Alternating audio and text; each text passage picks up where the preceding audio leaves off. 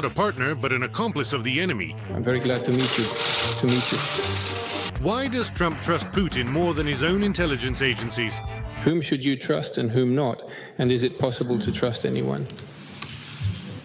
You can't trust anyone. According to one version, it all started back in the days of the USSR. The KGB managed to get Donald on the hook using money and flattery. As long as braggarts live in this world, we must praise our own fate. A self-absorbed narcissist is a perfect target for intelligence agencies. I will listen when I need to. No need to repeat things. I'm a smart person. Trump was recruited after his weaknesses were studied, and for decades he was guided into big politics. Many people who have truly achieved something had to swim against the current. Have you ever really wondered why Donald Trump likes Vladimir Putin so much? He's not only a smart person, he's a pragmatic one. Everyone knew that Trump didn't become president just by chance. But few people talked about it out loud. It's great to be with you. Thank you so much. Thank you very much. Has America and the whole world become hostages to a secret Kremlin operation? One that has lasted 40 years.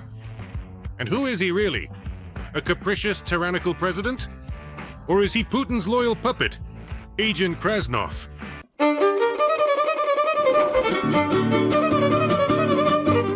The hypothesis that the idea that Trump is not just an eccentric billionaire, but a long-term asset of Soviet and later Russian intelligence services, was considered a conspiracy theory for decades. Until facts, coincidences, and leaks started to form a chain that was just too logical. And Trump and Agent Krasnov merged into one. But is that a fact? No, that's not a fact. It's not a fact? No, it's not a fact. It's much more than a fact. That's exactly how it really was.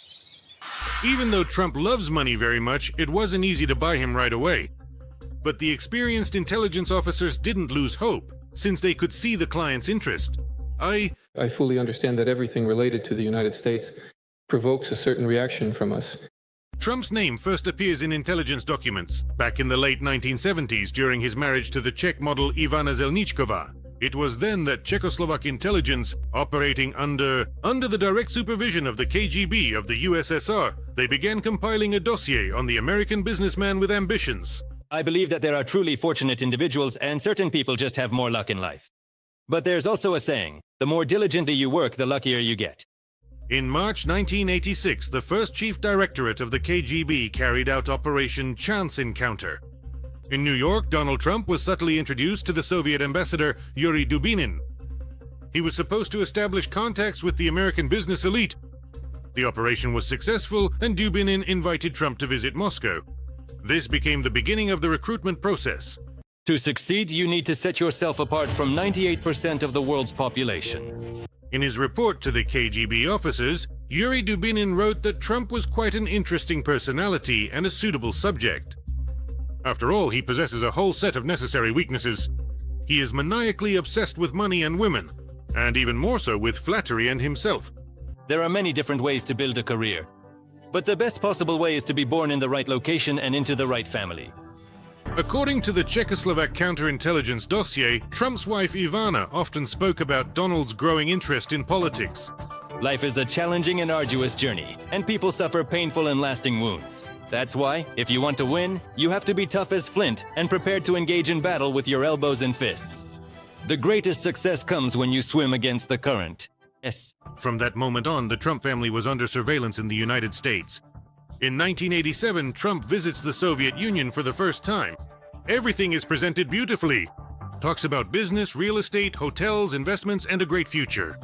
He is put up in an expensive hotel, in the Lenin Suite. It was then, in Moscow, that Trump received his codename Krasnov. This information would later be confirmed by Alnur Musayev, the former chairman of Kazakhstan's National Security Committee, In the year 1987, I served in the 6th Directorate of the Committee for State Security of the Soviet Union in Moscow. The main focus of the 6th Directorate's work was recruiting international businessmen from capitalist countries. It was during that year that our directorate recruited a 40-year-old businessman from the United States of America, Donald Trump, under the codename Krasnov. The codename Krasnov was chosen deliberately, taking into account the agent's excessive self-importance. Trump genuinely believed he was very handsome, a man. The choice was also influenced by Red Square, next to which the then just American businessman was staying at a hotel. Coincidence? I don't think so. Of course, Trump couldn't have suspected that before his trip, the KGB specialists already had a completely accurate psychological profile of him on their desk. Narcissistic, boastful, dependent on flattery, easily offended, prone to simplistic conclusions, and extremely sensitive to his own sense of importance. And also insatiably greedy for money and fame. The perfect target for influence. As long as the greedy are alive around us, luck, we won't let go of it. In the documents, he appeared as a confidential contact. The KGB guaranteed its agent the safety of secret cooperation and solid financial support. Upon returning to the US, Trump, unexpectedly for everyone, began to speak publicly not about investments but about politics. Citizen Trump, the Republican candidate this morning published detailed advertisements in the 3 largest newspapers in the country to present his views on foreign policy. And one of his senior advisors reported that Trump is currently planning a significant campaign trip in October to New Hampshire, where the first presidential primaries will be held. His associates see this as a farce, while in Moscow they are waiting for the right moment. Trump begins to criticize NATO, repeating talking points that have been coming out of Moscow for decades. The financial burden of keeping troops in Europe is very high, and that money could definitely be better utilized elsewhere, on something better. The wild 90s, Trump is on the verge of bankruptcy, but Kremlin money saves him. Russian and post-Soviet capital, criminal organizations, money laundering through casinos, all of this has been described many times by American journalists. You know, it was precisely my ability to anticipate possible problems that really saved me from wasting my own energy illogically. I have always been, and will be a very cautious person, but I am not a pessimist. It's better to call it positive thinking, but with an eye on real life. In 1999, when Putin heads the FSB, interest in Trump is already being recorded as a potential political asset. And in Moscow, they seriously begin to consider the presidential ambitions of the Red Trump. Although at first, Putin easily found common ground with the sitting presidents in America. That's why it wasn't yet time for the secret agent to step onto the political stage. The day of reckoning arrived. Putin is preparing for the annexation of Crimea and the invasion of Donbass. The Kremlin understands that they will need the support of the international community, and the FSB throws all its resources into promoting Trump into the upper echelons of US politics. Our countries are great nuclear powers. We possess 90% of the world's nuclear arsenals. And that's not necessarily a good thing. That's actually bad. I think we can do something about it. November 2013. Trump flies to Moscow, supposedly for the Miss Universe pageant. The real purpose of the visit is a secret meeting with Russian President Putin and the heads of the FSB and SVR. Donald stays at the ultra-expensive Ritz Hotel. The hotel room where Trump is placed is literally packed with audio and video surveillance equipment. It's hard to even imagine how many women, and perhaps not only women, with low social responsibility but high fees from the intelligence services visited that room. Afterwards, Trump will declare that he is very pleased with how the pageant went. And indeed, Trump will be satisfied, though not so much with the beauty of the contestants, but rather with the results of his secret meeting with Putin. It was at that moment that Trump received his blessing and support from his handler for his run for the US presidency. I want to say that no one has such strong feelings for the intelligence community and the CIA as Donald Trump does. Simply no one. Of course, Putin denied that he met with Trump at that time. But here's the hitch. His meeting with the King of the Netherlands, which was supposed to take place at the same time, was unexpectedly cancelled. The reason was the Kremlin chief's delay. At the same time, Trump only flew back to the US in the morning of November 10th. They say for a whole day and night. Putin and Trump were coordinating their actions regarding the occupation of the White House. After this trip, Trump changed. He became much more confident, clearly feeling the power of something terrifying and formidable behind him. Putin and his FSB. Yes, so if Trump looks like a KGB agent of influence, acts like a KGB agent of influence, and does everything like a KGB agent of influence and treats Putin as his handler, if he acts as a KGB agent of influence, then he is a KGB agent of influence. What is truly surprising is that Trump doesn't really hide it and openly displays his sympathy for Putin in every possible way. He practically doesn't react to what the Kremlin dictator is doing. How can one not recall the relatives of the passengers of flight MH17 shot down by the Russians on July 17, 2014, in the sky over the occupied Donbass? Grief-stricken relatives wrote an open letter to Trump, bewildered as to why, at the Helsinki meeting, knowing that Putin was involved in the tragedy, he fawned over him so much. Why do you think that President Trump trusts me and I trust him? I trust him completely. He defends the interests of the United States of America. I defend the interests of the Russian Federation. There is an explanation for this. At that meeting, Putin gave Donald his blessing. He said, yes, I wanted Trump to win the presidential election in the US. And he added, overall, I am satisfied with our first meeting. In 2016, Trump wins the US election.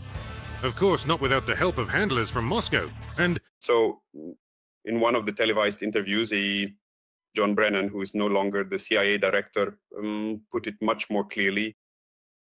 Once again, he didn't reveal anything that his colleague, the head of British intelligence, personally brought him in a suitcase. But he said, I think Trump is afraid of the president of Russia. The Russians might have something on him personally, something that could complicate his life forever. at that time, US intelligence accused Russia of cyber attacks and interfering in US elections. I believe that President Putin truly thinks that he did not interfere in our elections, and he believes what he believes. I side with our intelligence agencies, especially after consulting with their leadership. I trust our intelligence and work closely with them. Russian cyber hackers helped Donald Trump become president. Long before he officially made the public announcement that he would run for the presidency, he was of no particular interest to any of us. Trump won the election in 2016. And then, for almost his entire term, he kept defending himself and insisting that Moscow's interference had no impact on the outcome of the vote. That's complete nonsense. We weren't acquainted. The American leader's refusal to publish his tax returns. This once again demonstrates that for many years, he could have received Russian money through various channels. That was also clearly revealed there. For example, it was publicly disclosed and revealed that one of the prominent Russian bankers who was closely associated and connected with the Republicans was sending money to Trump's campaign. This is a widely documented and well-known fact. He did it through an intermediary, the National Rifle Association, which acted simply as a conduit, taking money from a Russian oligarch and channeling it directly to Donald Trump's campaign. So Trump obviously had contacts and clearly significant financial benefits from Russians. Earlier, I told you that oligarchs close to Putin bought Trump's real estate for $109 million, and they completed the entire transaction in physical cash. This is considered a very serious accusation in America. Of course, Trump himself categorically denied all accusations of receiving money from the Kremlin. And he would talk about what an outstanding businessman he was. I've always handled money well. I made a fortune in just 4 days. That is 12 times more. So yes, money is definitely money. But the only thing is, how do you explain why? It's impossible to reasonably explain why, during the US election campaign, hundreds of thousands of Russian bots were working for him. At the same time, Russia unleashed an entire factory of bots and trolls on American social networks, and there Trump was being glorified in every possible way, and the people were fake. As it later turned out, they were bot accounts. They actively supported Trump and wrote about it in the comments. This was also later investigated by the FBI. The Kremlin managed to buy Trump and provide him with an alibi. After he left the White House, a multitude of documents came to light. Thousands of pages. Nuclear programs, intelligence data on China and Iran. Trump got everything he needed from Putin, although he lost the next election and stepped away from politics. At the time, it seemed like it was for good. As for this impeachment, it really is a continuation of the greatest witch hunt in our entire political history. It's absurd. It's absolutely ridiculous. This impeachment provokes outrage, but you stand your ground. What they're doing is truly terrible. For one term, Putin lost his influence over the White House. Joe Biden took a clear stance against the aggressor. For 4 years, Russia prepared to bring its agent of influence back into politics, the Red Trump. And unlike his failures on the fronts in Ukraine, in the US, Putin won his special operation. Russia is actively attempting to interfere in the United States presidential elections. I'll tell you a secret. Yes, we will definitely do it. Just to really amuse every one of you all over there. Properly. After 2022, when Putin launched a full-scale war against Ukraine, Russia was hit with unprecedented sanctions. The bunker villain became a pariah, and the International Criminal Court even issued a warrant for his arrest. But in 2024, Trump re-entered the game with unprecedented persistence and audacity. He began doing everything possible to help his Kremlin handler. The same old playbook, but with an even harsher agenda of hatred toward Europe and NATO. It was a loss from day one, and it absolutely never should have happened, and it wouldn't have happened if I had been President of the United States at the time. I'm just trying to clean up the significant mess that Obama and Biden left me. Today, having returned to power, the Trump administration votes at the UN together with Russia. It refuses to call the war a war. It replaces the word aggression with conflict. I do not easily trust a great many people, but I think he respects me. And I believe that through me, he will not attempt to take over all of Ukraine. The blame for Putin starting the war against Ukraine. Trump brazenly and shamelessly shifts onto Zelensky. He doesn't mention Russia at all as the aggressor country. Trump rolls out the red carpet for the bloody dictator, calling him a close friend. In short, he does exactly what the Kremlin wants. Honestly, it's harder for me to deal with Ukraine. They don't have maps. You know, there will be a significant diplomatic meeting in Saudi Arabia, which is occurring sometime next week. We believe that, in terms of reaching a final settlement, it might actually be considerably more straightforward to negotiate with Russia.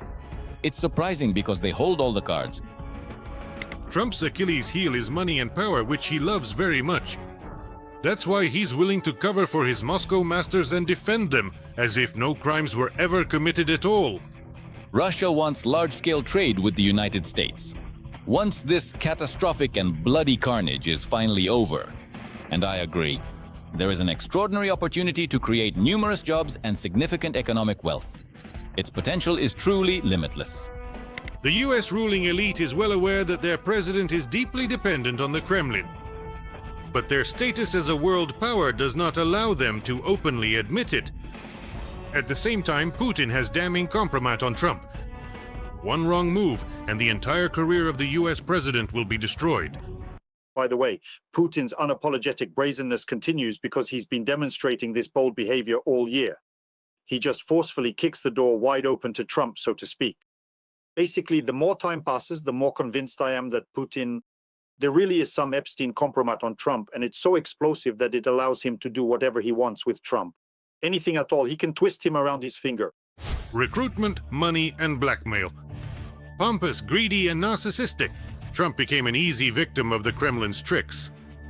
And now it's no longer a question of whether you believe in the various versions and evidence. There is something more important. It's the concrete actions and behavior of the current US president.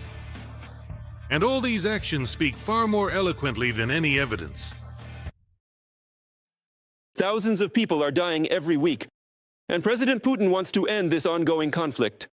Just as I would. Thank you, Mr. President. Cutting military aid to Ukraine. Support for a peace agreement written in the Kremlin and more resembling Kiev's capitulation. Threats to his former allies in the Democratic camp. Territorial claims against NATO countries. Greenland, Denmark, and Canada still haven't recovered from the shock. Trump is literally destroying the entire world order. And at the same time, with a straight face right in the White House, he hangs up his photo with Putin in Alaska. They say he used to be more cautious. He kept it in his desk and only bragged about it occasionally. Everything secret sooner or later becomes known. Given all the facts presented, the theory about Agent Krasnov stops being just a conspiracy theory. Isn't that right? I want to remind you that this video is created for entertainment purposes and contains elements of satire and irony. All facts and events are presented in a hyperbolized or exaggerated form to convey a comedic or dramatic effect.